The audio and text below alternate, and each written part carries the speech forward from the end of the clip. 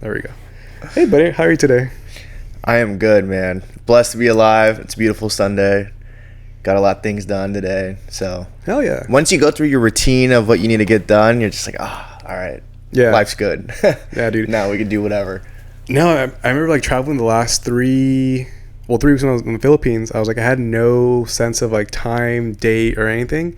And so being back and like getting back into the rhythm of things has been really like good for my just state of being, because I know what to expect, what I'm gonna do.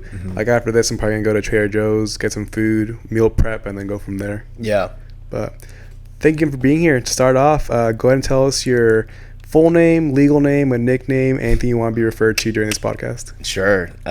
Christian Hoffman. My full name is actually Christian Hoffman Briones. It's funny, I sometimes like to mess around with people because my middle name's Ronaldo. So I'm like, shit. oh yeah, I'm named after the soccer player, Cristiano Ronaldo. Are you? No. But it's good. Yeah, born and raised in Santa Clarita Valley. Turning 30 this year, so I was born in 1995. Oh, yeah. Gemini, June. And yeah, man, that's my nickname. Everyone calls me Hoffman, I think from sports. I think makes sense. Most guys just call me Hoffman from the sports teams and all that. Sometimes people call me Chris. That's usually when I'm working, so I'm Christian, whatever. And then of course, Babe for my girl. Now the boys too. Yeah, and the boys too. Yeah, actually, now I think about it. Ever since I've known you, I've never heard anyone call you Chris. Ever. Like very few people have ever called you Chris. I remember the first time someone called me Chris. I got ran over by a car, and we were at UCLA hospital, and I just remember just blurry moments of what was going on. But I remember this nurse specifically asking me, "Can I call you Chris?" She's like, "What's your name, son?" "Oh, it's Christian." "Oh, can I call you Chris?" "Yeah, for sure, whatever." But yeah, that was my earliest memory of that. Did you ever watch that video when Matthew McConaughey was being interviewed? I forget by who, and the guy was asking him like, "Why doesn't anyone call you Matt?" Do you ever see that story? No. What? That's a good question. So he was sharing a story that when he was in elementary school, one of his classmates called him Matt. And so he went home and his mom was his like school grade teacher, and somebody called him Matt. And so when his mom heard that, she brought him aside and was like, "Hey, did he call you Matt?" And he's like, "Yeah, it's just a nickname." And she scolded him and was like, "Your name Matthew after the archangel. Never forget that." And so from that point on, he's like, "Yep, I've never been referred to as Matt, always Matthew." Wow. I was gonna ask you, like, is that how, was it similar like with your parents where they wanted you to be called Christian, or just? Yeah, it was more of a fight for the last name, actually. Oh, okay. Yeah. So my mom and my dad were always split. So right when I was born, I always had split parents. But my dad was very prideful for his last name, Briones. Yeah. And of course, my mom wanted to keep me with Hoffman, and it was a constant battle, not only legally but with the last name and keeping me for this long or keeping me for that long, whatever. But the problem was with Briones, no one can pronounce it. It's always Briones. Like, I'd be very surprised if some random person says, "Oh, Christian Briones." I'm like, "Oh shit." Where's it from? Like the heritage of it? Mexican. Okay. Yeah, Mexican. And what's funny? My whole family was so prideful about Briones. I have a B, stamped into my skin because of Briones, right? Come to find out though, it's my grandpa's stepdad's last name. How'd you find that So out? it's not even blood. I'm not even a blood Briones, bro. Damn. I know. I think it. Wait, was this after you got this branded on you? Yes, I found out like later on, like recently, maybe right when I graduated college, because I got branded during the graduation celebration. Yeah. Graduated celebration at my ranch, and at the ranch we had a brand for a bee, and we were just like stamping it on animals or whatever, and then we got drunk and all the men were like, "Dude, let's brand ourselves." And that's what you do when you get drunk. Yeah, that's what you do when you get drunk with your uncles and your dad and all that. It. So you're just like, yeah, I'm gonna do it. At first I was hesitant. I'm like, no, I can't do it. Paige, my girlfriend, was like, no, don't do it. I was like, yeah, And then I was like, nah. I gotta do. We're all doing it. Yeah. I was like, dude, this is a moment I'll always remember. I gotta do it. You gotta do it. And I was curious too, right? We have tattoos. We're tattooed everywhere. Yeah. We understand pain and like the beauty behind it and the artfulness of it. And so I was like, okay, you know, branding. Never felt the pain before, but having a B and having significance with my uncles and dad and doing it together is a fun moment. Something I love talking about and something I love reminiscing to this day. But back to the last name, from what my grandpa told me, my pops, he said that our blood name is Mejia. Okay, so his last name is Mejia, and then his stepdad. So was your grandma's last name Mejia? I'm not exactly. That's a good question. I just remember that his real dad either left the family or died very, very soon after my grandpa was born. Yeah. And then Mejia was just kind of like, that's not a thing anymore. He got lost, yeah. Yeah, got lost. And then the stepdad came in, very prideful, boastful of the Briones name. And then he was raised as a Briones. Briones, yeah. Raised, yeah. Damn, dude, that's sick. So your great grandfather, who was your great step grandfather technically? Yeah. Did you ever get a chance to meet him at all? Nah. Actually, no. I've seen my great grandma before. But my great grandfather was a hard guy. Wasn't the best to my grandfather. Just hard times, you know. Back in the day, hard times, trauma times. Were they in the States or were they in Mexico? In the States. Okay. Yeah, in the States. They born and raised in Pacoima, San Fernando Valley area. But he was just, yeah, it was interesting. Like I guess my great grandfather, his stepdad, didn't acknowledge my dad. He was like, my dad's not a Briones. I'm like, what are you talking about? He's like, he doesn't look like one of us. Okay. Like, what the fuck are you talking about? Yeah. And then there was always just ruckus going on between my grandpa and his stepdad, and that whole family mix was interesting. Yeah. So it caused a lot of drama between our intermediate family and like my great grandparents and stuff like that. So yeah. Damn. Has it calmed down now, or is it still kind of a little weird? No, that was way back when. Okay. That was probably in like the 90s. You know? Oh, okay. Yeah. So you're just a little kid just walking around like, what's going on? By the time I was born, I think things were good. Settled? Yeah, settled. And to be quite honest, I don't even know the full story. I just hear little snippets here and there. Yeah. But yeah, that's all I really know about it.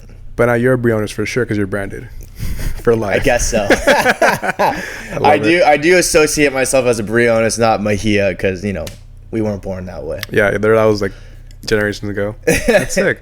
Wait, so since your parents were always like split up, how did they meet your parents? You know? You know, I don't know exactly how they met, but I know they met in high school. Oh, okay. Or maybe junior high too. I don't know. Maybe junior high, maybe high school, but in Canyon Country, there's only one high school in Canyon Country, and there's the Canyon Country High School, and then there was one middle school that like fed to that high school, whatever. But to put it in context, my dad was 16, my mom was 18 when they had me. Nice. So they met way before then. Maybe they were dating for 1 or 2 years. I'm not really sure. I need to ask actually, like how long they were dating before they had me. Yeah, that's a great question. And I should know that, to be honest. But they just met in high school. I wish I could show you. I have some photos. I'll show you later. Okay. Because if I showed people these photos, it's a 50-50 split between, oh, you look like your dad. Oh, you look like your mom. And like, who? I don't know. Who do I look like? Yeah. It's funny. But they met. My mom was born and raised in Canyon Country as well, but she was raised by my grandma and grandpa who were poor, didn't have a lot of money, and my grandma was very abusive. And my mom just took the blunt of it because she was the oldest and she didn't want her little brothers and sisters to be hurt, so she would try to take all of the brunt of it. The blunt of it. And when crazy thing, I'll give you an example of like how crazy my grandma was. She kicked my mom out because my mom was pregnant. She was like, "Oh, you're pregnant? Oh, okay, get out of here. Like, I'm not gonna support you. I'm not gonna help you. Like, go figure it out. Like, you're on the streets, basically." Yeah. You're like, how do you do that? Yeah, to your child. Yeah. Yeah, it's just she wasn't thinking straight. But yeah, so my mom was born in a context like that. My dad was born in Pacoima in San Fernando Valley, where it was just gangs everywhere. My grandpa actually was in a motorcycle gang. So my dad would tell me these crazy stories of my Nana and Papa. Like, there would be shootouts in the house, and there's people, they're throwing parties in the house, and they're Bro, like, what? Yeah, like my dad told me he remembers as a little kid that there was a shootout going on, and the couch, my grandpa flipped the couch over, had a shotgun, and like was ready to go. He was like, "Shut the fuck up, stay down." And my dad visually remembers like seeing the gun like ready to rock. And what the hell, dude? Yeah, dude. Wait, so the shotgun was under the couch. He was hiding it there for like moments like that? I don't know if it was hiding under the couch, but I just know that my grandpa flipped the couch, put the kids behind it, so then it's a blocking barrier, and then my gramps just had a shotgun and was just ready to unload on someone if they How old was your dad when this happened? Like, how could he remember that? I feel like I would remember that. Yeah, no, absolutely. That's pretty bananas. Crazy. Yeah, that's like straight out of a movie. Yeah, dude. And my dad, you gotta understand, my dad and his older brother, I think they're like, I don't know, 2-3 years apart, but they were inseparable. Like, they were always going around. They were best friends, doing their thing. They're always together. And again, my grandpa was a hard guy. He was raised by a stepdad that was a hard guy. He had kids at freaking 18, maybe 17, right? They were super young. And they were in an environment that was just brutal, That's when gangs were really big.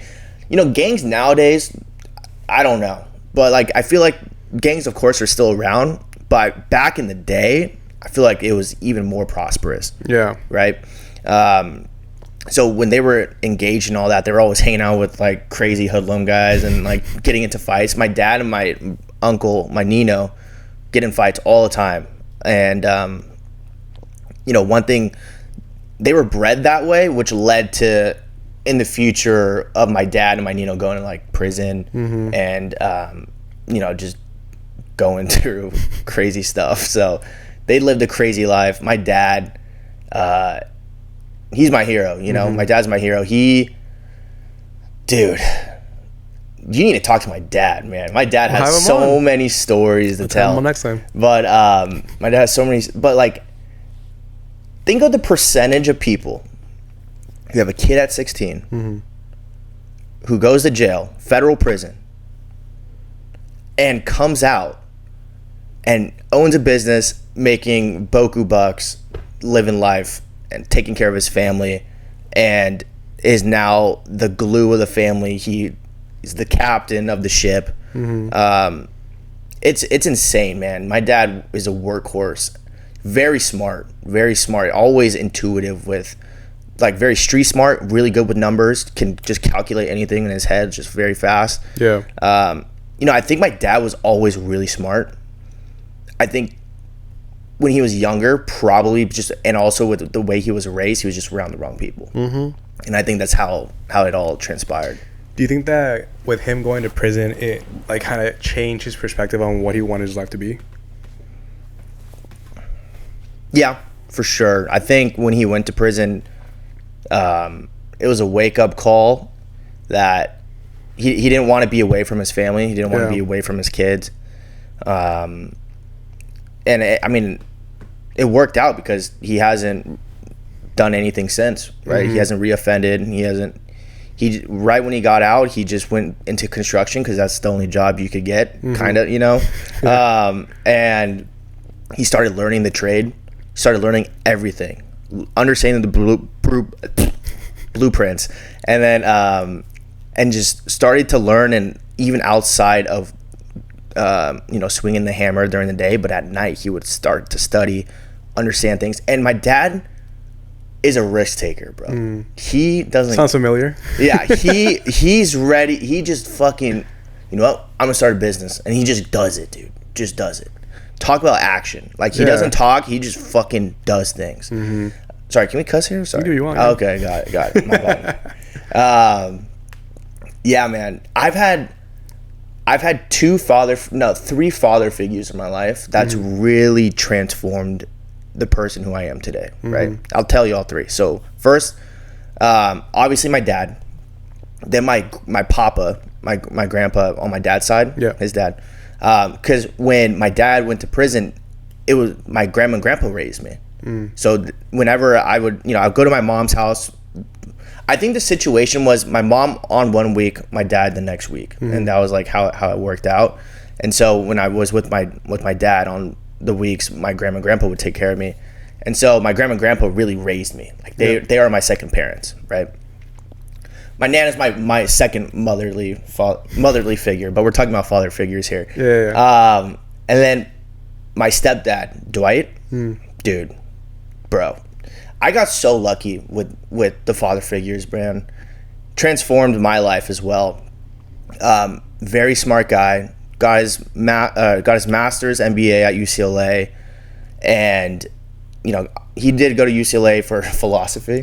Nice. Yeah, and wickedly smart. Yeah, he's a thinker. Philosophy's thinkers. Yeah, he's a thinker. Very, very good at numbers and strategic. Like, I'm sure if he plays chess, he could beat some ass. He's probably good at that. But I was always a C student.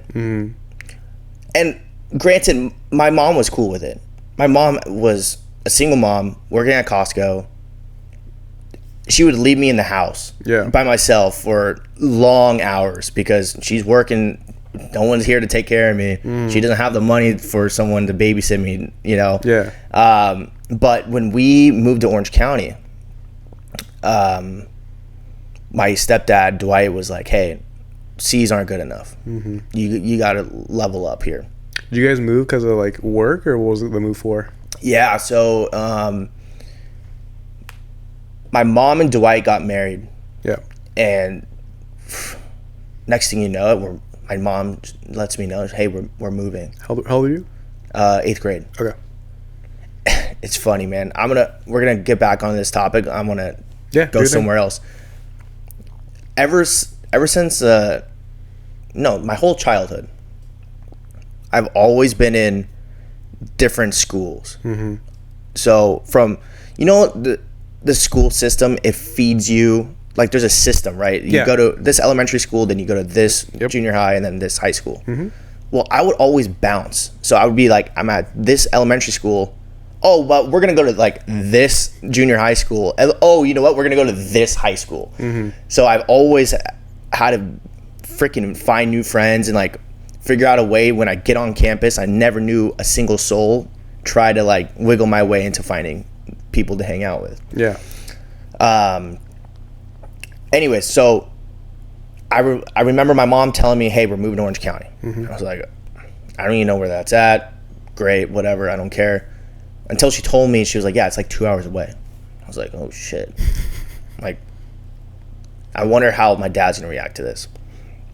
My dad didn't take it too well, let's put it that way. And then and then there was a point in time where it was like, son, are you going to go with your mom or are you going to go with your dad? Damn, you're in 8th grade? Yeah, I was in 8th grade. Yeah. And I was like, fuck, dude. This is like, why are you guys putting me in this? Like, I'm just a kid. I don't fucking know. My mom said, I don't even know what's true and what's not. But my mom was like, no, you don't have a choice.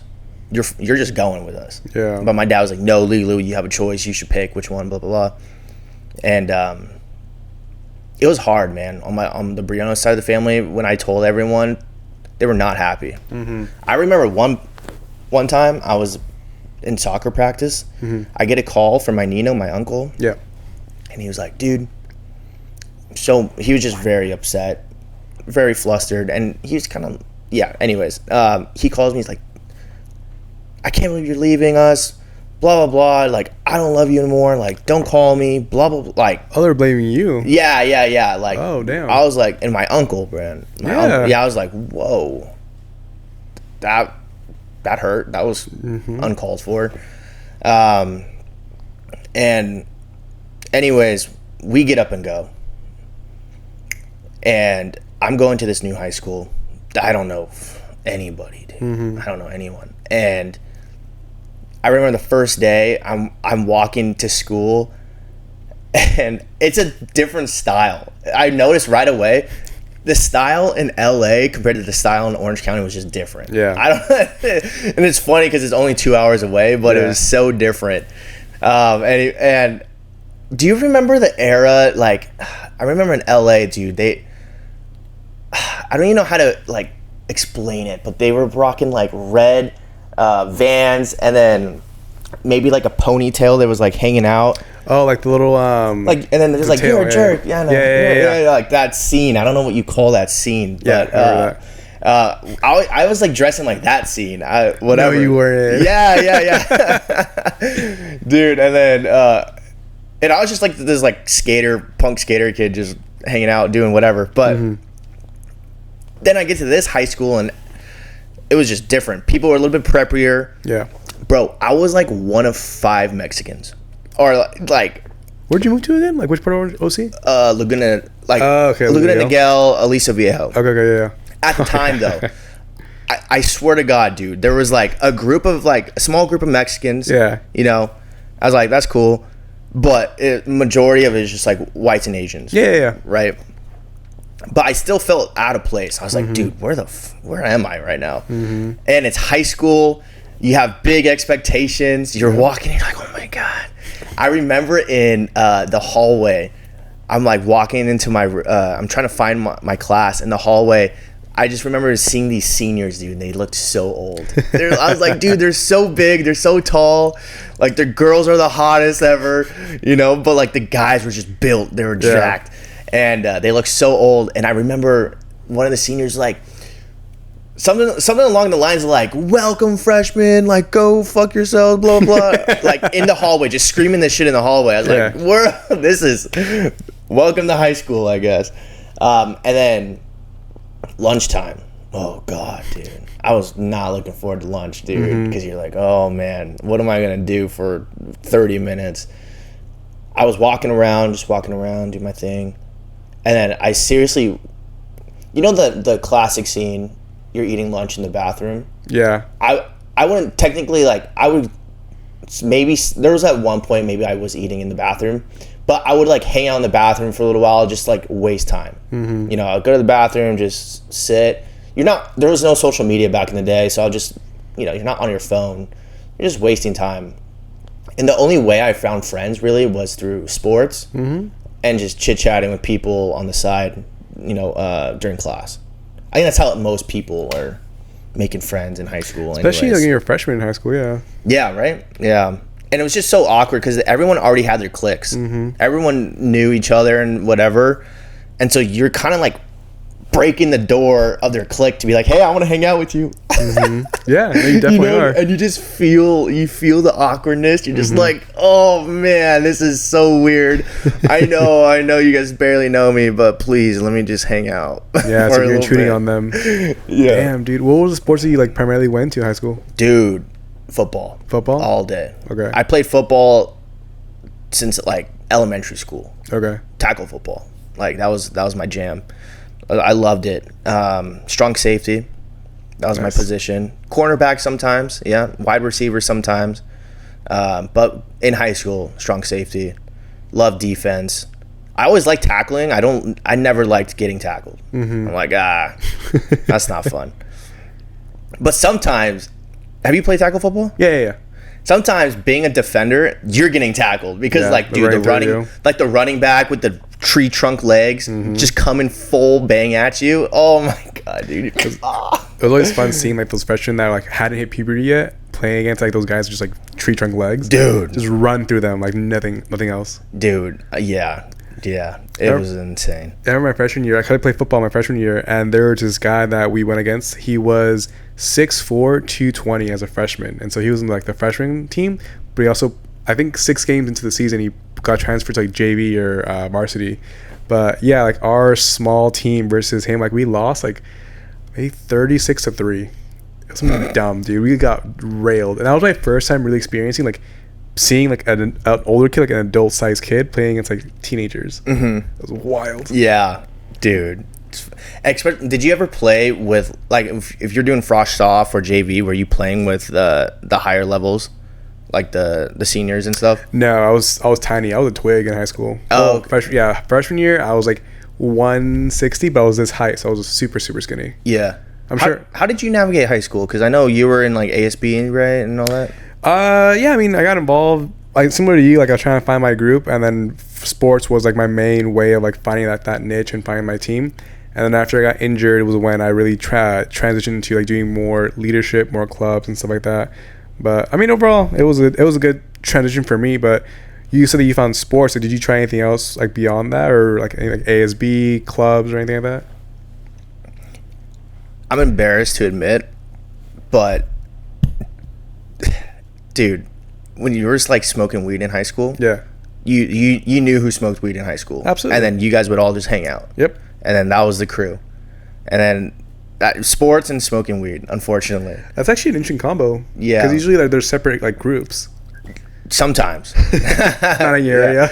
Well, I don't know. But like I just remember like so my first time ever smoking weed, 8th grade. Going into 8th grade. I regret it to this day, to be honest with you. I still feel like I've done damage to my brain that is irreversible. Could be wrong, could be right, who knows, but that's just how I feel. Yeah. But the way I made friends was playing football, playing sports, talking to people around class, and then seeing smoking weed in high school was like an adventure, because it's not like we could just go to our house and like smoke weed. At least where we were at, dude, we would go to like the beach, go climb like a mountain or somewhere, or go do these things and then smoke. Yeah. So it was always like this fun thing to do, and at the end of it we go like smoke weed or something. So that was my group, just the stoners and then the football guys. And I bounced around groups a lot. You know, I was at one group, I'm like, you guys are cool, but you guys are doing way too many drugs. And you're just like, it's not my style. And then I went to another group, and then another, and you kind of just like find like who really gravitates toward you, and then who really like fucks with you, because you could be friends and with everybody, but like who actually texts you, you know, outside of class, outside of school, who wants to hang out with you on the Saturdays, on Fridays, and then you really got to figure that out. Yeah. And then also just hanging out with the people that you work with. You know, I worked at Porky's Pizza. High school? Yeah. Dang. And bro, I've been working since I guess the earliest is 15. Yeah. Yeah. First job was Sprouts. Nice. And then Abercrombie and Finch. And then Porky's Pizza. But I was at Porky's for a minute, like 5, 6, 7 years. Yeah, because I met you were still there. Yeah, yep, exactly. I was there for a while. Those tips, man, you can't beat tips, bro. Yeah, it's insane. Especially in your teens, that's how you get like through everything. My buddy was telling me right now, this morning, that like his girl makes, you know, fucking like $400 a night in tips sometimes. I believe it. Yeah. I was like, what? Yeah. No wonder people get stuck in that industry. Like, no wonder. It's like, easy to stay there. It's comfortable. Did you hear about Costco? Melvin Costco. Bro, the cashiers are making like $31 an hour now. I thought it was more, to be honest. Well, there's like a step progression. Yeah. But I'm like, what the fuck? Yeah. That's crazy. I'm not surprised about that, actually. Yeah. The hard thing for me, like, again, I don't know the economics of it all, but I just looking at it from a basic perspective, a basic frame, I just like, dude, you guys manage, like, you're just a cashier. Yeah. You're just pushing carts. You don't deserve $31 an hour. That is insane. Just the way the business. Like, that's why people don't leave. Well, exactly. That's what they're comfortable. That's why it's so hard to get hired, because people don't want to leave because they're comfortable and they get paid. Hey, you know what? I respect it. my mom works at Costco, is what it is. She hates it. She's a manager, so she tells me all these things. All the stories. It's interesting. No, you're good.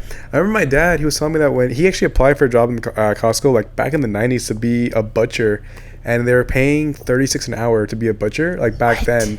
So yeah, now to be a butcher, like it's a trade. So they make hella money. People just don't leave. They just get comfy. Yeah. And especially if there's a union involved. Oh, absolutely. Not all Costco's are union, but I imagine the ones that are probably get paid pretty well. The benefits and all that. Yeah. Speaking about your mom, she was at Costco when you were born, and then to this day still? No, not when I was born. In her first marriage. Okay. I don't know. I was probably like fucking 8. Okay. Yeah. She was first a school teacher, and then a nurse, like a CNA type nurse, or medical assistant maybe, and then forever since Costco. Yeah. She always moved up in the ranks, and she's killing it, doing her thing. Did you ever get a chance to meet your grandparents on your mom's side? Yeah.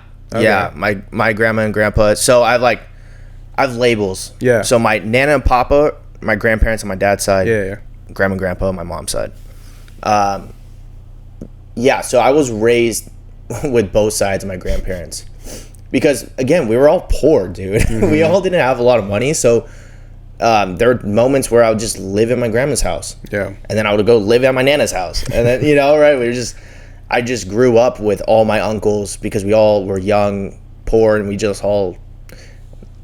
And you know what? Like, I can't even say we were poor, because there's people that were in worse situations than us, right? But we were definitely we were lower tier for sure. Yeah. So my grandma and grandpa on my mom's side, interesting couple. They were the classic marriage where the marriage was dog shit. It was terrible, abusive, toxic, but they stayed for the kids. Oh, okay. It's one of those marriages. They stayed for the kids. And then exactly what happened. Once the kids turned 18, they divorced. Damn. Yep. So they stuck it out until then. And actually, there was this tipping point. So my grandma freaking hit my grandpa with a frying pan, bro. What? Like straight up frying, like abusive. And he locked himself in the bathroom, and she was just going crazy. And called my mom. My mom called 911. Like this whole mess. And then that's when everything just separated. I feel like at that point you have to. Yeah, at that point it's a no-go. Damn. Yeah, it was pretty bad. I still think about those moments all the time, living at my grandma and grandpa's house. But you were there for that? Not for that moment. Okay. But and luckily, by the time I was born, my grandma like settled down a little bit. She didn't do anything to me, but she always did stuff to my mom, uncles, aunts, right? Yeah. And also, I think my mom put her in her place. I'm sure my mom told my grandma, like, "Yo, if you do anything, like, you're gonna get it." Yeah. Like, you're an old lady now. Yeah. Like, I'll beat you up. Break the hip. Push you down the stairs. You're terrible. Oh my god. Damn. So you were raised by both your grandparents. That's pretty sick. Yeah, dude. Because they were my nannies, right? Yeah. Like they had to help out while my parents were working. So I was always bouncing around grandma and grandpa's houses. How's that for you? Because I feel like whenever I hear folks say that they were raised by their grandparents, they always said they had a lot of like independence growing up. Like they could not get away with what they wanted, but they had more free time to kind of do more things and explore more of like what they were curious about. Is that similar for you? Yeah, for sure. Okay. And I was an only child. Okay, yeah. So like I had a lot of time, on my hands to just do whatever I wanted to do. What's one of your favorite things? Playing basketball, playing sports, soccer. We had a basketball court, and I would just mess around on there. Okay. All day long. It's pretty safe stuff then. Yeah. Whenever I had friends, though, it was actually right. It was 6th grade. 6th to 8th grade is when like I became a goon, basically. You said that, and I saw a twinkle in your eye. Wow. Going back to those days. No, I met my lifelong friends, Brian Eddy and Alexis Valencia. they're my guys. I'd die for those fools. But we all just lived on the same street, and by the time I was in 7th grade, my mom found a house, and so she was, I wasn't living with my grandparents anymore, and she would go to work, and I would just walk to school and walk back, and I was very independent then. Yeah. Very independent. I would make my own food and go to sleep and whatever. Even before my mom would get home sometimes, right? So it was just me and the boys, just us three, just taking over the world, dude. That's what at least it felt like, right? Yeah. But we'd always hang out at the cul-de-sac. We were just one of those cul-de-sac boys, and then we would start, and then we got into girls, bro. Girls, dude. That was like skateboarding, and girls were the sole focus of life, man. I love it. We would just go through the motions of school, but like the whole approach of school was just like hanging out with girls. Dude, are we gonna hang out with Amanda? Are we gonna hang out with Jess? Like, what are we doing? Whatever. Cul-de-sac. Yeah, at the cul-de-sac, or are we gonna hang out with Kaylee at her house? Like, whatever. Like, trying to find parties, trying to find girls. In 6th grade? 7th grade. Yeah. 7th grade. Same thing. Yeah, it's all good. Yeah, we would take the bus everywhere, dude. Or we'd just skateboard like far places. You guys met? Did you guys meet in class? Or, like, were you neighbors, and like that's who you met? Okay, yeah, we were neighbors. So Brian just lived across the street, and then Alexis lived down the street. But again, we're all in the same cul-de-sac area. How'd you guys meet? Like, did you guys like throw a rock in a window or playing basketball? Me and Brian. So it was first me and Brian. Okay. And me and Brian would skateboard. Okay. And we would just skateboard around the cul-de-sac. And the next thing you know it, man, Alexis and his brother Michael was younger, his little brother. They would just start like hanging, like riding their bikes. We see them and they see us. We're around the same age. We're just like scoping them out. We're just like, who are these fools? Yeah. And then next thing you know it, we finally hang out, and it was just love at first sight. Hell yeah. Like, so nice meet cute right there. Yeah, it was so cool, man. And then dude, we would just do random shit, man. I remember like at Alexis's family used to throw parties. Those Mexican families just throw like fat parties. We had ice, like big blocks of ice, and try to go down like hills with the ice, or we would just like make fun of each other and beat each other up, like just like we were brothers. It was sick. I was about to ask that. Like, yeah, you were an only child, but it sounds like you had like siblings growing up the whole time. Yeah. So siblings, my uncles, and my boys on the cul-de-sac. Those were like, for instance, my uncle Jared and James on my mom's side. Yeah, I basically grew up with them. They got me into like anime. They got me into like all Japanese culture. They got me into cars, whatever, because they were still young too. They were in high school, and I was in elementary school. But dude, they would just take me under their wing. They would just take me everywhere, even at their friend's house. It didn't even matter. Do you remember Dance Dance Revolution? Yeah. I guess like back in the day, that's what like all the Asian kids did. Was like Dance Dance Revolution. Yeah, DDR. Like that was the thing. And so I remember just they were in high school. They would take me to their friends' houses and hang out. I would just hang out with these like high school kids, and I was like so young. But it was cool, man. They just took me under their wing, and they knew that they had to watch over me and stuff like that. And it's progressed into a beautiful, relationship with my uncles. I don't really consider them uncles. I just consider them, brothers at this point. Yeah. And then my other uncles on my dad's side, that's Ray and Mike. They're like my brothers too, but like I was very close with James and Jared. Like I was very close with Ray and Mike as well. It was just a different type of relationship. Yeah. Different situation.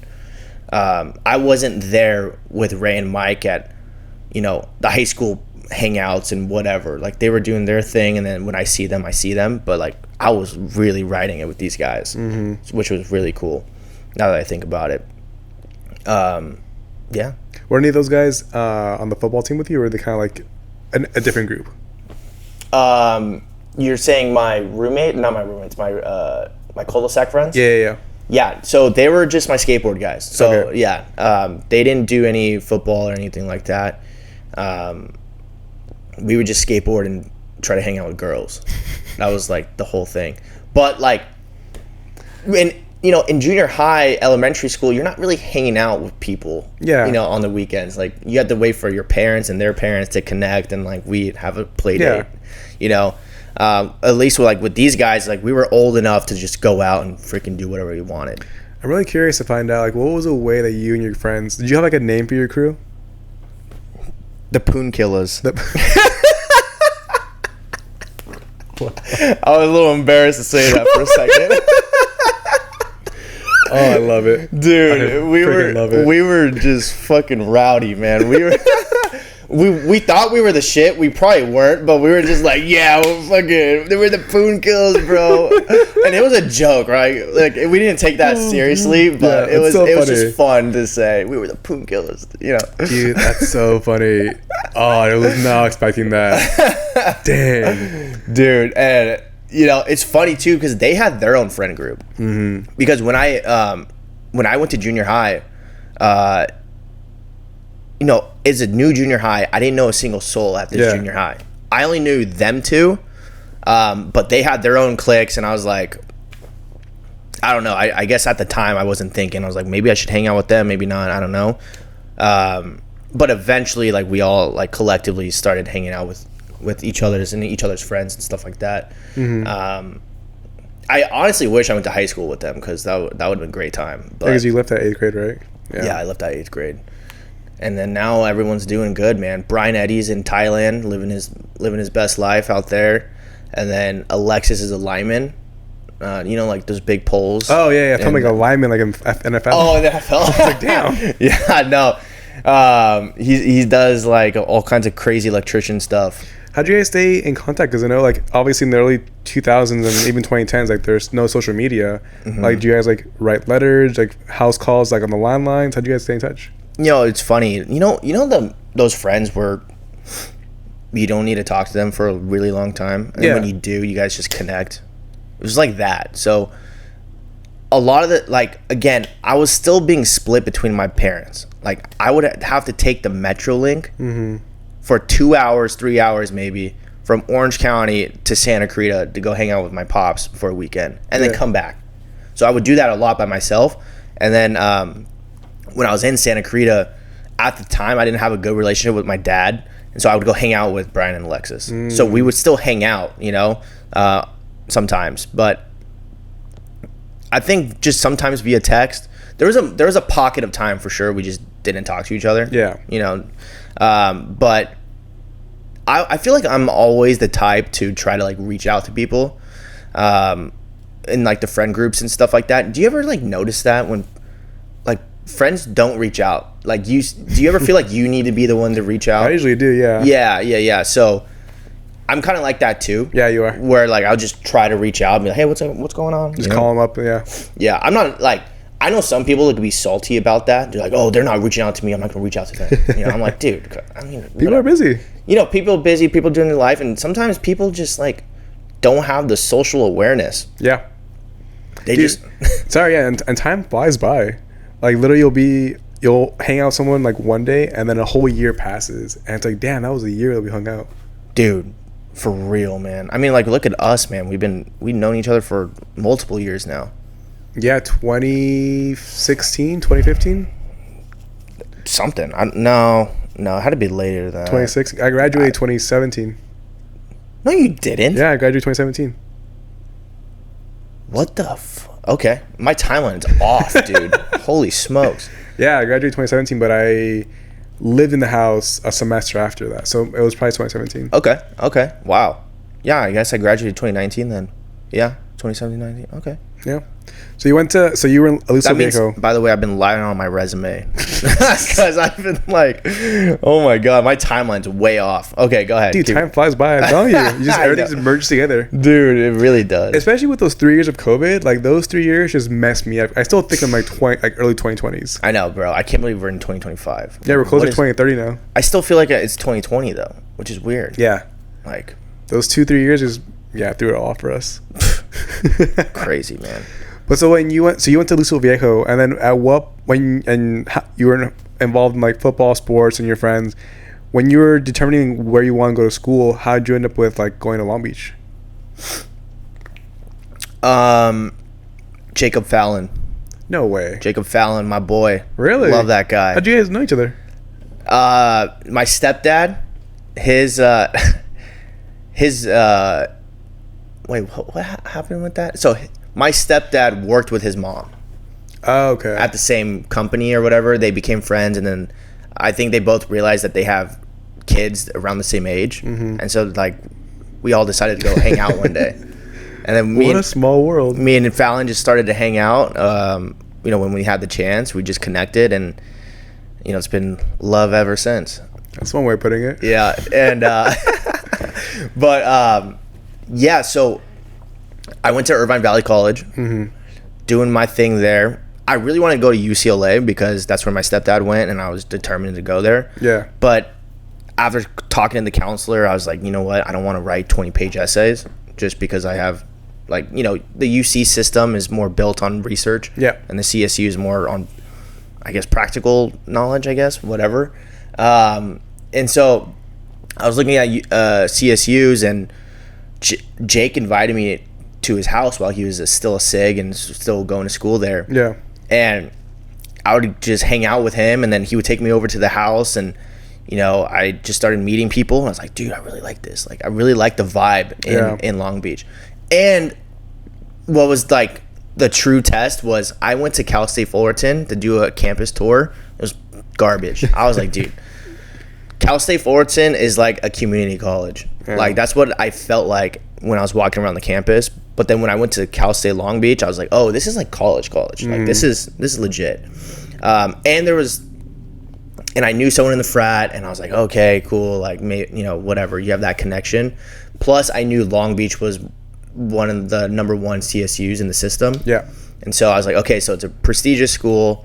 I knew someone, felt like a cool experience for college, so let's go for it. And it was cheap, Yeah. CSU prices are a lot cheaper. Although, you know what? I do regret not going to a UC because I feel like the frat experience would have been very different. Very different. Yeah. And especially with just our experience in general, I feel like we just punked ourselves, and it was just not the same. But, it cultivated us into a different form of friendship, so it worked out, Yeah, absolutely. You never, like, it's always like, what if I had gone there? What if I had done this? But it's like, maybe not, it may have not worked out. Yeah. The house could have burned down. They got kicked off. Like, you just never know. Yeah. So I definitely feel that for sure. For sure. I don't even know if I would have been able to survive the rush experience if it was like a real fraternity. Yeah. We are a real fraternity, but like doing all the nonsense that comes with it. You know. That's one thing I really appreciate about our chapters. Like, a lot of chapters say they don't like haze or do anything inappropriate, but a lot of chapters still do. And I'm very happy that we didn't, because I don't think I would have gone through it. Actually, I probably would have. At that point, I was still young. I'm like, see what happens. Yeah, that's true. I think the first person I ever met in the frat was Percy. Okay. Because Jacob Fallon was showing me Cal State Long Beach and the fraternity. He would oftentimes just take me to the house, and then I'd just meet people. And I remember like meeting Percy, and then we went out to like Ballast Point or something like that, grab drinks and whatever. But yeah, I think he was the first. And then it was crazy is I remember going to the house, and I met Sander, Nishi, Boog, and Ricky. Yeah. I didn't know them at the time, but I was just like, who are these guys? And I was like, okay, like these guys look cool, like whatever. And I think Jake didn't really know them at the time. They weren't that close. Yeah, he was an older guy for sure. Yeah. So Jake was just like a quick in and out. Oh, hey, this is Christian. All right, cool. Like let's go. But yeah, man, shout out to Jake. Dude, that's sick that you're here. Yeah. Dang. So that's a really it sounds like you really jumped just from like going to high school, then going to college or community college, and then CSU at Long Beach. It sounds like that jump was very easy of a transition for you. Wasn't an easy transition. I mean, it was because it was, but it wasn't because of my girlfriend. I think that was the hardest transition. Yeah, that makes sense. Yeah, that was tough because Okay, so let's backtrack here. My dad, again, I was raised with my dad. My dad was a player. Yeah. Always got the girls. He would always like talk to multiple girls at a time. And I saw that. And I was kind of raised with like my uncles too, who were just like this culture with like being promiscuous, just talking to girls. Like if you could talk to girls and you could get girls, that means you're like the high status. Yeah. That was in my head. My favorite movie was American Pie. Like I just wanted that crazy lifestyle, that raunchy lifestyle. And I always identified with that. But then like being in a relationship was like, it challenged my identity, completely challenged my identity. And so when I went to college, I dreamt of college like the total frat experience. Like Animal House? Like, exactly. Yeah. Like, I wanted to do it all and just be with like anyone who I want to be with, drink with the boys, just be free to do whatever I want. Yeah. But I was with Paige at the time, and I was like, dude, what do I do? Like, I have this identity to, talk to other girls and whatever, but then I really love this person. And I was young, bro. Like, we don't know what we want to do. Like, we don't know what's going on, And so we broke up for a little while, and then after a while, I finally made up my mind. Okay, I think I love this girl, and, I want to be with her, right? But, I mean, bro, I think to this day it's tough, Like, to this day, I feel like as men, like, being with one person is great, and it's also hard because it goes against our genes in a way. And like you trying to just manage that, and just you trying to manage that is like a sport. And it also is like I was talking to my dad, and I was talking to like other father figures in my life, and even my manager. I was talking to my manager, and he was like, dude, it's always gonna be like this. He's like, there's always gonna be opportunities, there's always gonna be temptations and whatever. You're always gonna have these feelings, but like as a man, like you just have to manage that, and you'll learn over time, whatever. I'm like, yeah, for sure, I get that. I just wish sometimes like we just shut it off, and just done, don't need to think about it, whatever. I think it's a cultural thing too, especially here in the States. Yeah. It's like monogamy is very encouraged, I think, whereas in some cultures it's not. Yeah. And then the cultures that don't really push monogamy, it's like frowned upon, especially here in the States. Like, oh, like they have more than one wife or something like that. It's like it's a very different mindset of having here. And so I think that's one of the big challenges, that we hear about these different things, we're curious about it, but it's shut down right away. It is, yeah. We're very conservative, and we're just like, no, don't want to talk about it. Don't want to like, what's interesting? They don't give men the tools to like manage like our urges or whatever. Like you kind of just like go figure it out, And I wonder if there was a program where, they could teach you these things, and they could, I don't know. Whatever. Yeah, I mean, a lot of comedians make jokes about. There's one guy that Sam Morril, one of my favorite comedians. He was like, I got taught about sex ed, about how to put on condoms, how to do these things, but he's like, what do I do when my girlfriend says that she doesn't love me anymore? Like, that wasn't what Coach so and so taught me. He didn't teach me about anything about emotions, how to respond to them, how to really work with them. So I'm like, now I gotta figure it out, and the only way I can figure it out is by drinking or doing some things that are very like negative to me. And like, it's a funny joke, but it's very real. Dude, it's so true, man. Like we grow up not having any tools, and we're just like fuck around, find out. Yeah. We're just like, it is tough being a man sometimes, Yeah, there's definitely some challenges. Yeah, and that goes, I think, for everyone. Like, there are challenges that we all encounter that some people just get, where others will never understand because we're not in their shoes. No, for sure. I actually wanted to go back a little bit. How did you, going back to Paige? How did you and Paige meet? Yeah, so we met in college, community college. Oh, okay. Yeah. Oh, they went in high school. No, we went to the same high school, but we met in community college. Oh, okay. Yeah. It's funny. We met at a party. We made out, whatever. I didn't get her number or anything like that. We just went off our merry way. And then there was a Halloween party, and at this Halloween party, I was supposed to be with the host of that party. And at the party, I saw Paige. I was like, "Oh, I know you. Do you remember me?" And I was so drunk, dude.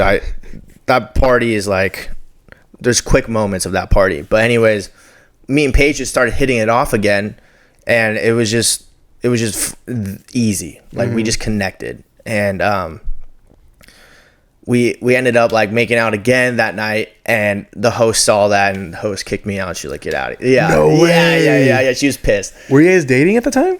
No, we weren't dating at the time. Just like talking? Yeah, we're just talking. Okay. Yeah.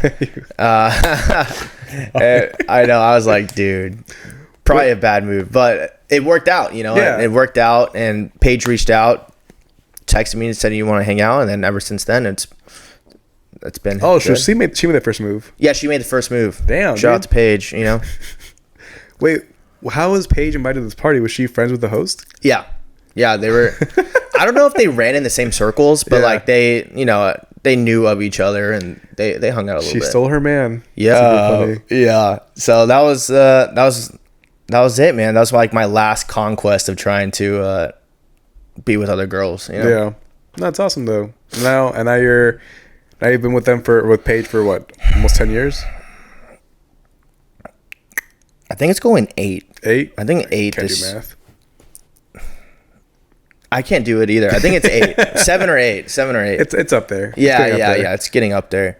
I actually think now legally we're like considered companions. That, you know, she could take half my money or whatever. I thought you have to be living in the same like roof to be considered that. Oh, really? I think it's to be living with someone for 7 years, and then you're considered companions. Not dating for that long. Got it. That makes sense. Yeah, that makes a lot of sense. But going to like when we first met, we met obviously in college when we were in Long Beach and Sigma Chi, and then I don't think I met you until you were still rushing when we were living together, right? Yeah, because we were roommates, and then you were still like, you weren't a pledge yet. You were just rushing. I was a pledge. Were you a pledge? Well, remember we stopped. That's right. Right. So you were a pledge that semester, and then we were roommates for about a year. Yeah. That was fun. Yeah, that was cool. It's trippy to think that like I live with Percy, then you, then that's right. I forgot. Shroud. Yeah. In that same place. Dude, that's right. Because you were there with Percy, and then I moved in, and then I left, and then Shroud moved in. Dang. Yeah. You live with 3 consoles. Yeah, dude. And it went by fast. Man. Yeah. I look at that time period, I'm like, dude, what? Well, you were going back home a lot too. Yeah, I was always with Paige on the weekends. Yeah, I remember that. Yeah, it's interesting. I do, dude. Do you ever just reflect back on college? Like, man, I wish I could go back to that. Because I have regrets not like putting in more effort within the fraternity and like being a part of whatever we were doing. Yeah. Because I was always just with Paige on the weekends. I was always just, you know, doing me and her, which is like obviously great, and I don't regret that. But I miss the camaraderie, just being with the people, and you know, I feel like you guys have established like great bonds together. Like there's certain people that have just established like really good bonds. Where like for me, yeah, we're in the same frat, we were in the same group, but like I don't have these strong bonds compared to like you name a name and you know they're best friends or whatever. You know. Yeah, I think I can definitely empathize with that because my first 3 years, I had a girlfriend as well. And same thing, like I would hang out with her every weekend, every day after class. So 7 days a week I was with her. And then Mondays, whenever we had chapters, when you can move the cable if you want. Yeah, it's all good. Yeah. When I was with her is when I would really hang out with the boys. So I didn't really bond with any of the guys until after college, actually. Really? Yeah, after college when I really started to make more connections with the boys. Oh, interesting. And what did... You had to reach out, I imagine. You really had to put in the effort. Yeah, no, I definitely had to put more of the effort because, during college, like I was mostly focused with like my relationship at the time and then student government. And I started to get involved with the chapter a lot more after we broke up. And that 1 year was one of the my fondest memories because of how much I was able to really explore and do what I wanted to do. Yeah, similar to you. And then when I became consul is when I really got the opportunity to get more connected with the guys. But then obviously we had to do a pause.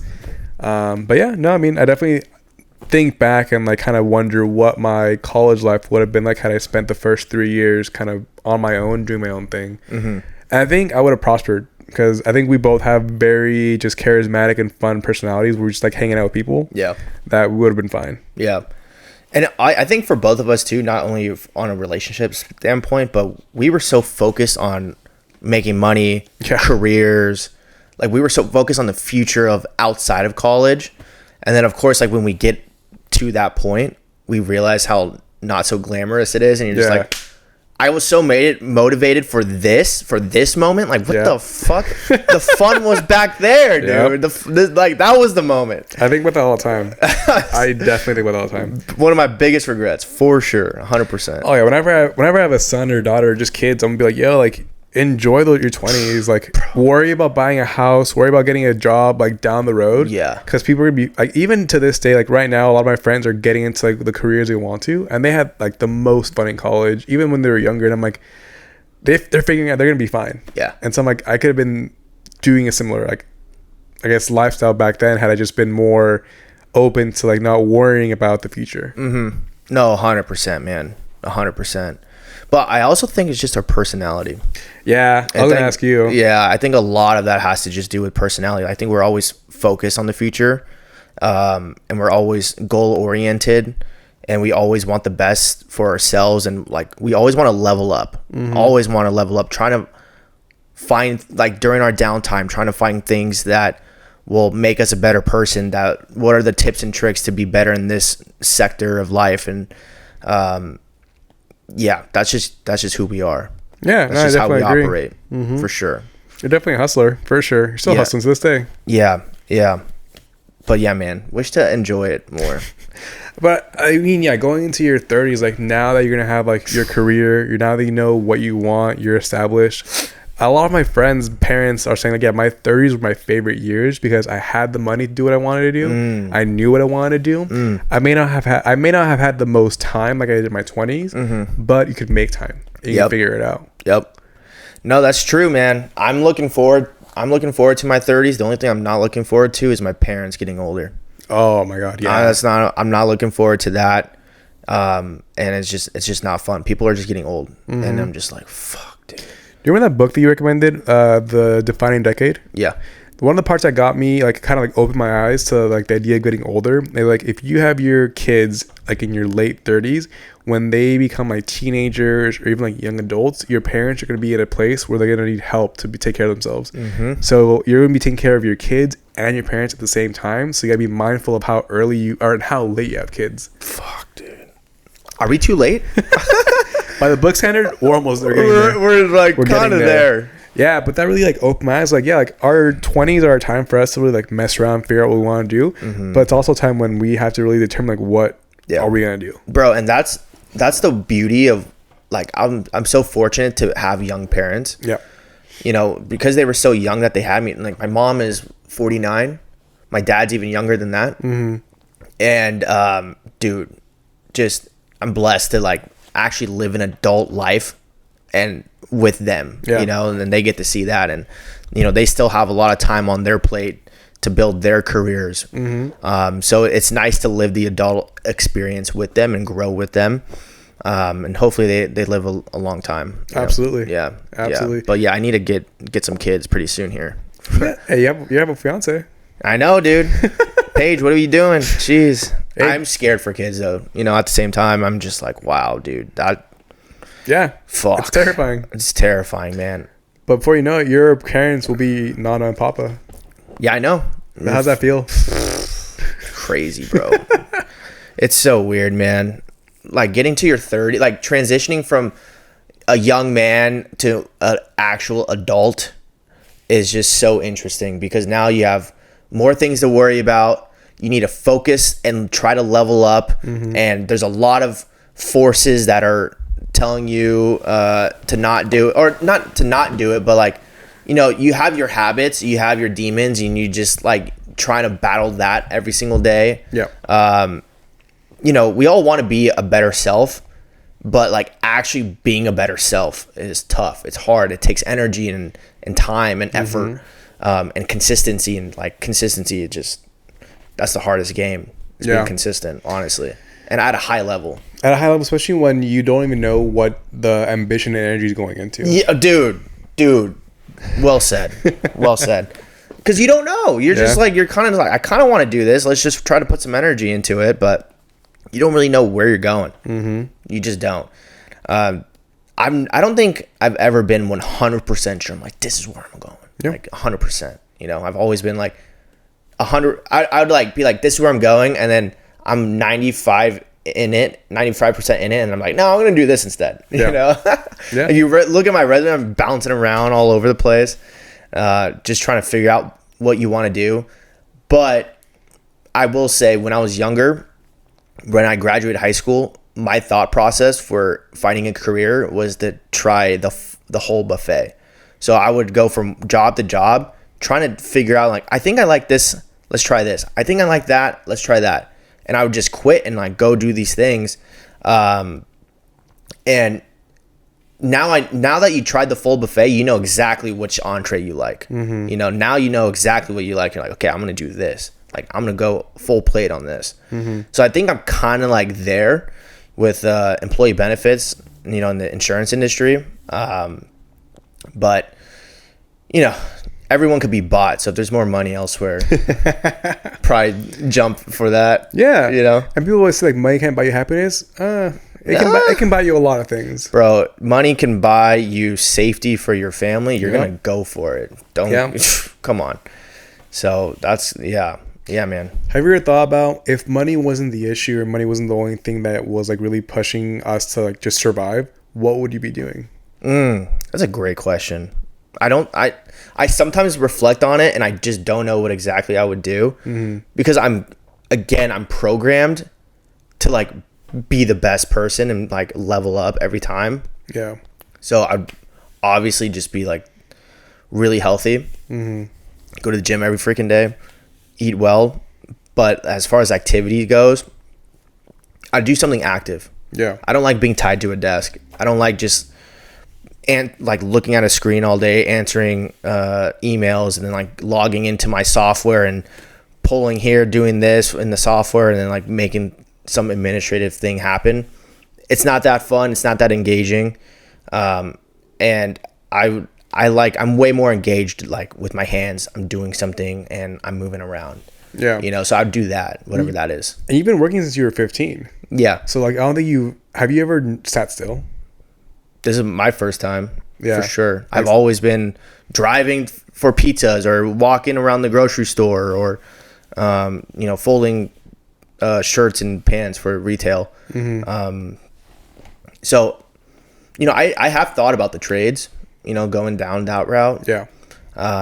But it's just such a risk now, because we are 30, we are getting older, and it's like, dude, making that big of a jump at such an older age, and, you know, about to get married, about to have kids, like, dude, it's a lot. Yeah, absolutely. You know, it's a lot. That's a big jump. But it's a fun thought to think about, for sure. I think one thing that I know it might be a challenge, but have you ever thought about like writing a book? Writing a book? Maybe. Because you have a lot of stories. I have a lot of stories, but I don't know if I have the patience to do that. Writing a book's like crazy. And who am I, dude? What do you mean? I'm just some dude.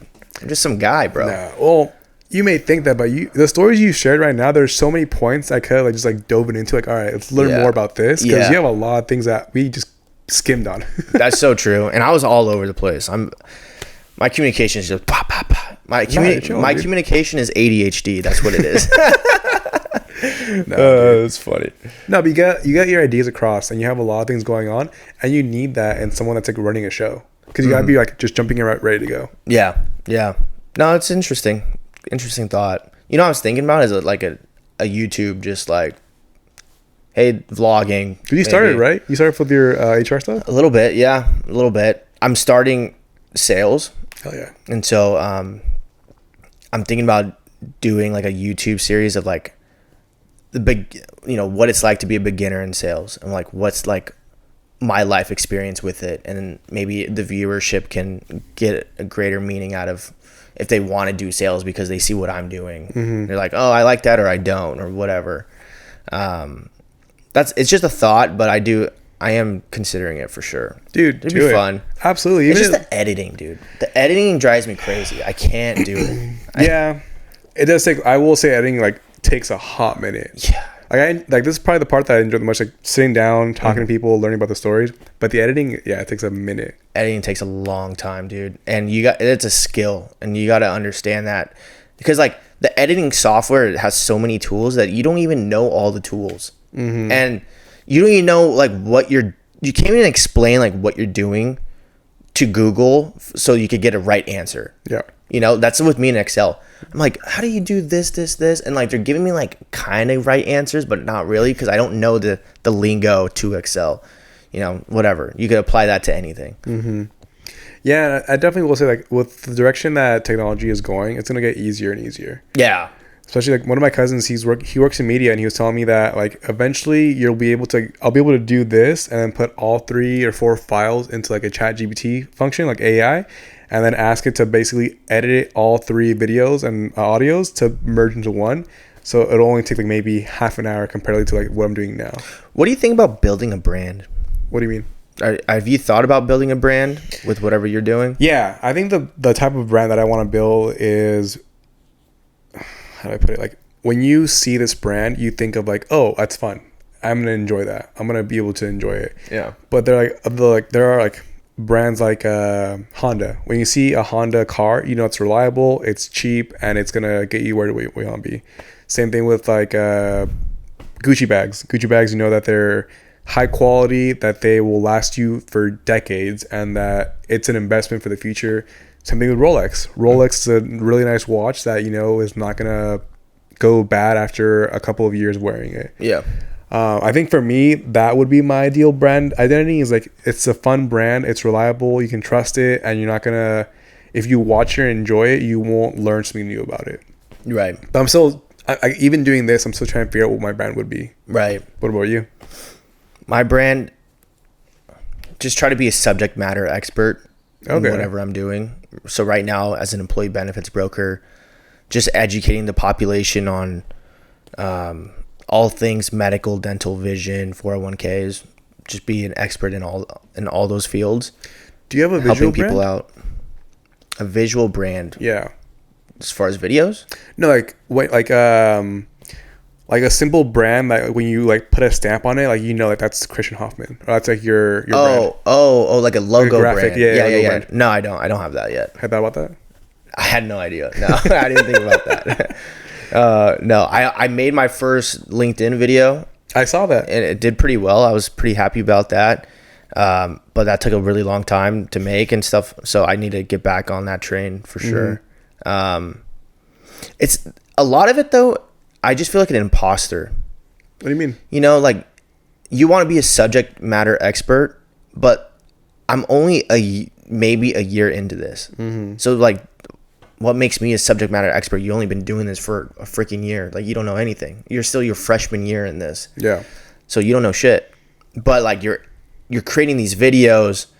Like my issue with creating these expert videos is like I'm trying to educate the population, but there's so many intricacies, there's so much nuance to insurance that I feel like other insurance professionals will be like, that's true, but yes and no, because blah, blah, blah. And you're like, oh, I guess I'm not a true expert, I guess. So there's a lot that I don't know, so then I get discouraged to post. Yeah. Yeah. I get that. But also think about like what like maybe entry level for you is significantly more to somebody that has no knowledge of it whatsoever. True. Like when I started learning about finances, I reached out to you to learn more about like what an IRA, a Roth, like all that is, because I had no idea. And that's been almost 5 years, and I still don't know a lot. But whenever I talk to like my students that are just starting to learn about finances, I ask them like very like quote unquote basic questions, and they have no idea what it is. And so I think going about it that way, like you may just be an entry level like person that's sharing information, But this entry level information, if you can share it in a way that makes it easy for just anybody to understand, that will make a huge difference. Yeah. Because working in insurance, there's so much jargon, there's so much language that just confuses the client. And if you're able to like break it down to make it easier for them to understand, it's significantly better for them. Break it down easy and also visually make it fun. Yeah, absolutely. Because nowadays, you know, your attention span is like 3 seconds. So you want to make sure that your clip is engaging 100%. That's another thing that's really tough with editing as well. It's just creating engaging content, engaging video, and scripting out the video and making sure, you know, the scenes that you want. Like, do you want, you know, a video of you talking this way and a video of you talking that way and blah, blah, blah. So, like, there's a lot to it that most people don't understand. Until you start getting into it, you're like, holy smokes, dude, there's a lot that goes into this. Yeah. Yeah. Especially when, like, you don't understand how someone's, like, a content creator and they're just, like, building information for, like, the videos. It's, like, a lot of editing that goes into it. Like, this can take a full-time job. Making one video in a day takes a whole day. Yes, it does. Yeah. 100%. Because you're messing up and you're like, how do I do this? Like, what are we doing? Yeah. Dude, totally. I feel that, dude. And I think that's why it's very admirable that you are trying to do it. Like, now that you start making, like, this more video content, like, what's the next goal for you to, like, get to that next step where you want to be? I think right now, I just need to learn how to control myself. That's where that's where I'm at right now. Besides, like, this goal professionally, this goal physically, this goal relationship wise, I'm so focused right now on how do I control Christian? How do I pull the levers in my head to do things that I don't want to do, but I know is best for me? How do I think differently because you're thinking too negative? How do you put yourself in a state of mind? How do you change your frame to think better about this situation? Or how are you approaching a problem, and every time you approach the problem, you're not finding a solution, but okay, let's look at it a different way. Let's try to analyze it in a different way and try to solve it. That's where I'm at right now, like spiritually, and just like my goals is just how to control myself. And I'll give you an example. Drinking, bro. Like, I'm very good at being disciplined during the week, but then I somehow fall off on the weekend. And, you know, it's just could be simple. Like, we're going out to Huntington Beach, Newport, or we're just hanging out, and, you know, you give me an inch, I'm taking a mile. So I'm like, you know, I'll tell myself, oh, I'm only gonna have 2 beers. Well, then it fucking leads to like 6. Yeah. And then it's just not fun. And I just feel bad about myself. And then I just harp on myself and be all negative and stuff like that. And so now I'm at a point where I'm like, okay, how can I give myself some little pleasures here, but not go overboard? Because, you know, as we get older, it's just like drinking becomes an issue because, dude, it takes 2 days for you to recover. My brain just feels foggy after. And so I just want to learn how to control my vices. And then also, and not saying I'm an alcoholic, because I'm totally not. But I just want to learn how to control myself and control my consumption for sure. Yeah. And then also with professionally, right? Sales. Like right now, I'm trying to build out a script. Well, you know, that takes a lot of time and effort. And then like trying to figure out a marketing campaign. Well, okay, there's a lot of things that go into it, and you internally have to motivate yourself to go do that thing. Yep.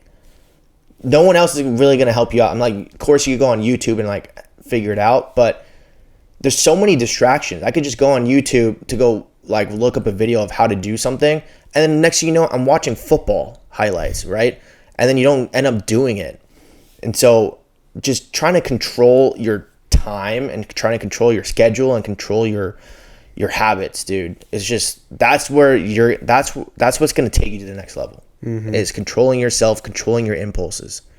And you know, I've just been doing a shitty job at it, or I feel like I'm doing okay compared to a lot of other people, but it's just, you always want to be better, and you always want to strive to the best person you want to be. Like, I have a visual of who I want to be in life.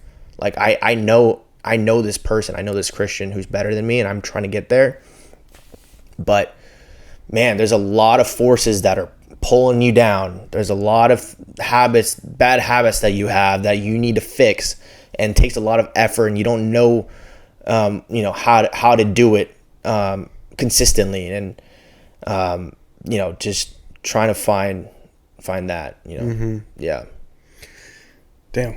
Yeah, man. So have you talked to your dad about this? Just about everything I was talking about, like, right now. Yeah. I kind of do. It sounds familiar to like what you were sharing about him when he was first getting to his business and establishing what he wanted to do. Yeah, and it's interesting. Like, I've talked to my dad, but my dad is just to the point. My dad just like, son, I just worked hard. I read the blueprints. I worked outside of work. I studied outside of, and I get that. I understand like how you did that, but how, like, I want to learn how you fucking control your impulses. Yeah. How do you control yourself when you're distracted? How do you, tell yourself, no, you can't have that. That when you can get it, like, how do you, that's what I need to know. Yeah. Because I understand the pathway. I know the 1, 2, 3 step, but controlling your impulses, controlling your emotions, controlling yourself is a whole nother ball game. Yeah. And we've been alive for 30 years. So you have like 30 years of these habits that you just haven't untangled, or these thought patterns that you haven't untangled. And it's hard. It's hard to see yourself, in third person. Because like, you could look at me in my situation and be like, okay, I got some tips and tricks for you. Like, I think you need to do this. But like, I can't see that in myself. Yep. For instance, negativity, right? When you're negative with yourself, I'm just listening to my voice. I don't know what's like, it's weird, man. Like, I have so many thoughts in my head, and it's just my voice talking.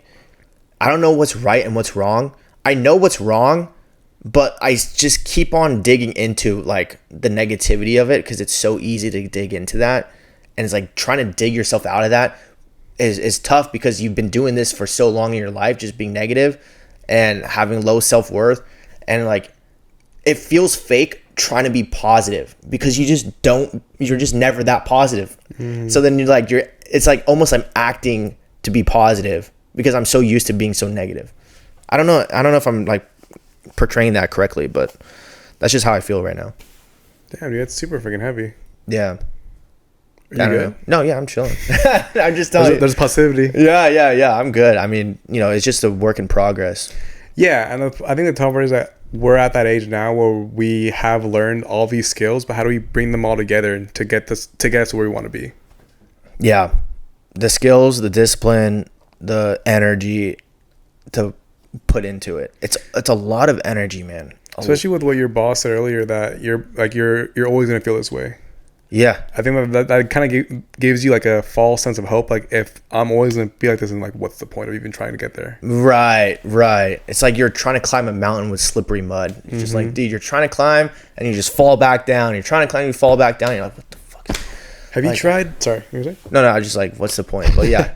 Have you tried? 'Cause I've been in a similar boat, and one thing that one of my friends was saying, like, try changing the word, and I'm still struggling to do this. Try changing. I'm trying to control my feelings, so I'm trying to manage my feelings and emotions, and then instead of saying I'm angry, saying I feel angry. I still struggle to do that myself. Yeah. What are your thoughts on that? Again, it comes to like, the tools, but using those tools in the moment is the hardest freaking thing to do. Yep. Because then you forget about the nuance and the tools that, or the advice that is given to you. Like, you forget about it because you're so emotionally in this moment, and like trying to detach from that moment and embrace those tools and embrace that advice is an art. Yeah, no, it's definitely an art. It's a skill. It's an art. It's just being able to just to establish it. And I think something that has been helpful for me is just talking to old people and asking them how they did it. And even then, they still don't know either. I remember I asked this guy, like, yeah, it's a question for you as well. At what point do you distinguish that you are happy versus you are content? I asked him the question. He was like, that's a great question. I can't answer that right now. So at one point, like, repeat it. So at what point are you able to determine that you are happy with your life instead of you are content with your life? Bro, to be honest, I've never been content with my life, ever. And, dude, I don't know how to be content. I literally don't understand. I was asking my dad, he's like, I don't know how to be content either. Yeah, same. He's like, dude, you once you get to one level, you want the next level. Once you get to 1 million, you want 2 million. You're never content. You're always moving the goalpost. Yep. And then since you're always moving the goalpost, you're just never satisfied. And you're never proud of yourself because the goalpost has moved again. And you're like, fuck, I got to keep moving up this mountain. Yeah. And there's no top. There's no zenith point. You just keep on going. You're just like, yeah. And that's another thing I want to work on.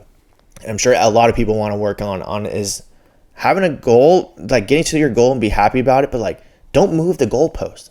Don't move the goalpost. Like, get there, be super pumped about it, build your confidence, build your self-esteem, and then find another goal. What's the next thing? What's going on? But I've never been content. There's been moments of happiness for sure.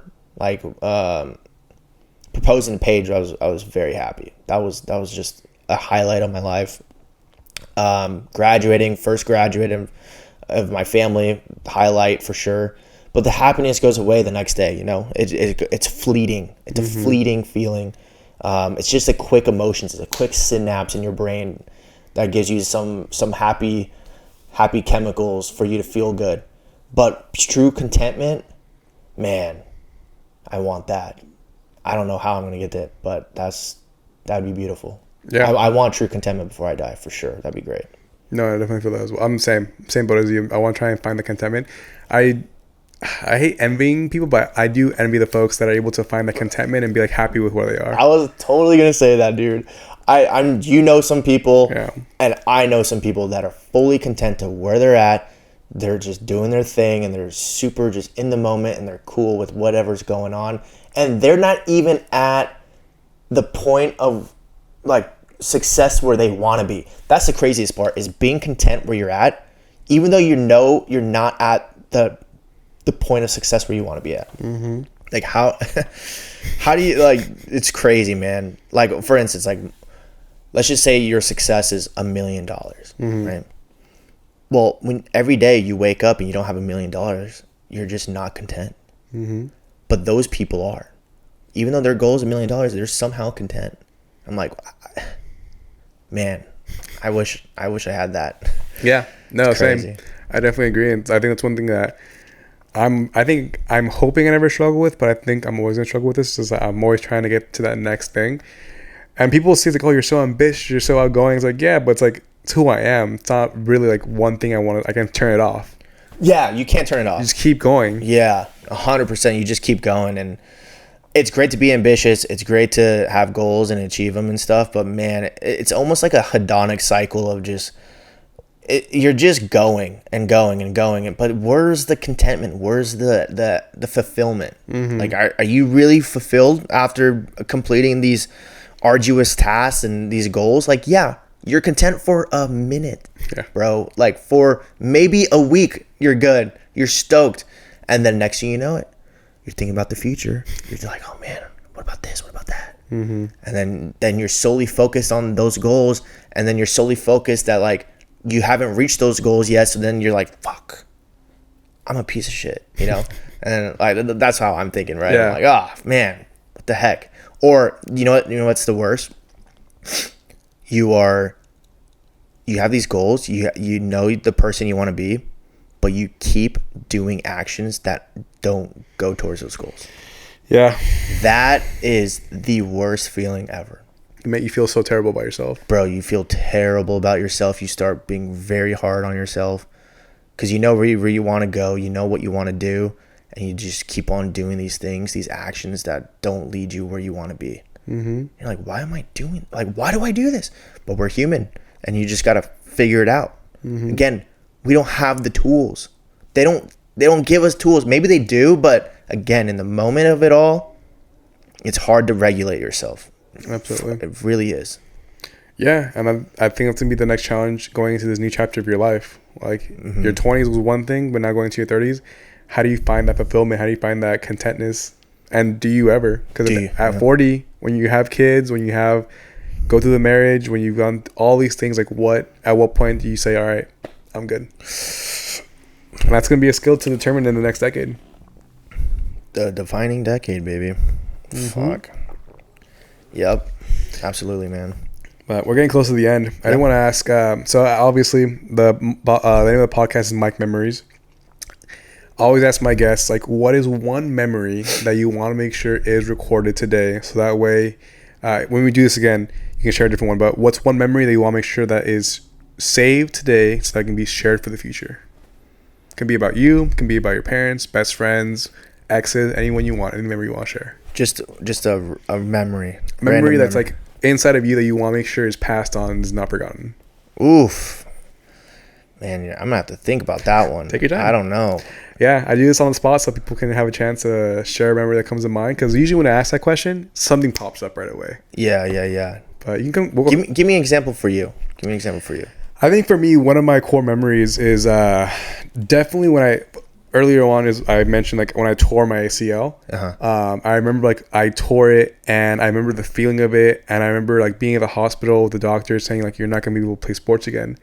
And at that point, like my self-worth and my self-identity was shattered because I'm like, what now?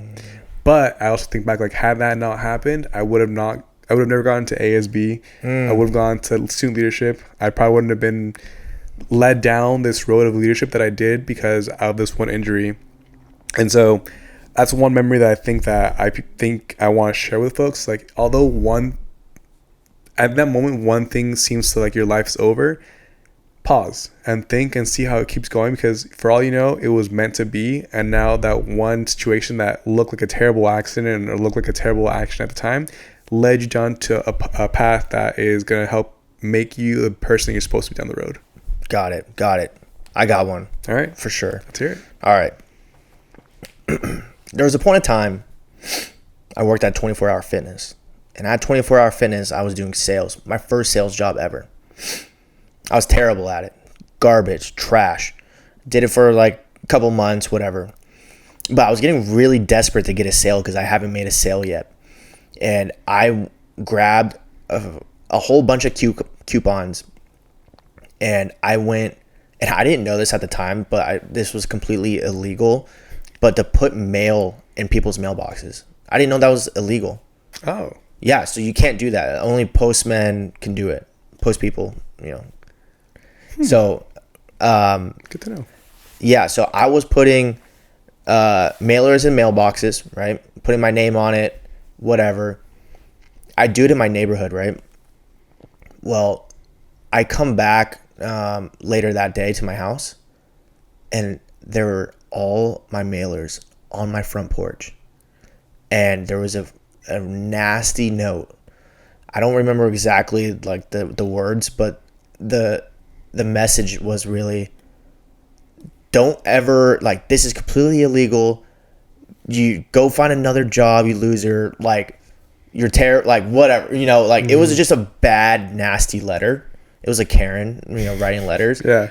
But I was at ground zero. I was like, I tried. I was so desperate to get a sale. I didn't know how to get a sale. No one taught me, but I'm just trying my best. And sales is scary, man. Sales is, dude, facing constant rejection every single day is goes against your humanity. You know, you as a person want to be accepted with everybody, and that's just not what sales is all about. And people are always in a hostile attitude towards you because you're a salesperson, because you're selling me, like, constant guard. Like, they immediately get their guard up, and you're trying to play karate with them to get their guard down. But I was young at the time, and that letter broke me down. I actually cried, and I quit the next day. I quit sales the next day, and I was like, I can't do this. Like, I'm terrible. I'm just never going to do this ever again. But I keep finding myself coming back to sales. I don't know why. I think ever since that moment, it's just, sales is such a fear of mine that I want to conquer the fear, dude. All I think about, like, I've done sales like a couple times. Like, I worked with Percy doing cold calling. I hated cold calling, dude. I hated it. It's part of the game, but I hated it. Trying to get past the gatekeeper and all that nonsense. Percy was great at it. Shout out to him. And he's still doing it. But I only lasted 6 months at that sales job. My whole sales track record right now, garbage. I maybe made one sale out of like 3 sales jobs. But dude, I keep gravitating towards it. It's because I know that if I figure it out, I could be the best person I want to be. I want to be an excellent communicator. I want to be persuasive. I want to help businesses and find solutions for them. And I guess this sales journey has started when that note was on my door. And that has pushed me to go against my fears, to keep moving forward through a hurricane of emotions, to keep moving forward when you have a lot of self-doubt, to keep moving forward when every fiber in your body is telling you, go home, don't do it. And so just keep going. And, that's where I'm at right now. So that was a pivotal moment career-wise for me. Damn. And it has led me to where I'm at today, because I'm just obsessed with proving that person wrong, whoever wrote that letter. Like, I'm obsessed with like just knowing that like someone doesn't believe in me, and I didn't believe in myself at the time, and I gave this up because it's so hard and it's so difficult, but I need to go through this difficulty, and I'm going to come out a better person out of that. So, damn.